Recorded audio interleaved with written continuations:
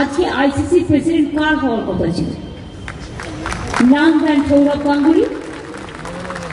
যাই হোক, আজকেও হয়তো হতে পারেনি, কিন্তু বিশ্বাস করিও হবেই হবে।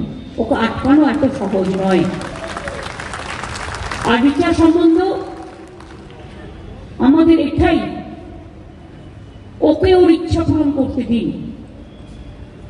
আমরা সবসময় আমাদের হৃদয় দিয়ে, আমাদের উষ্ণ অভিনন্দন দিয়ে, আমাদের ভালোবাসা দিয়ে বাংলা বিশ্বজয় করবে এবং বিশ্ব সেরার দায়িত্ব আজকেও পেয়েছে।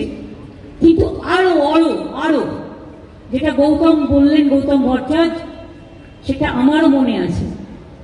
আমিও সেদিন সবচেয়ে খুশি হব দেখতে পেলে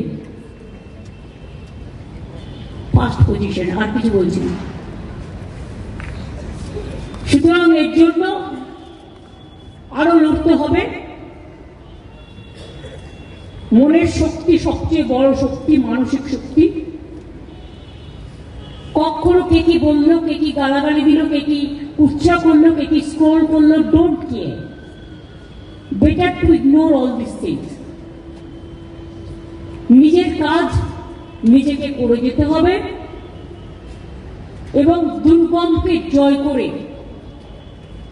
where the mind is without fear and the head is held high, সেই জায়গাটায় গিয়ে পৌঁছতে হবে।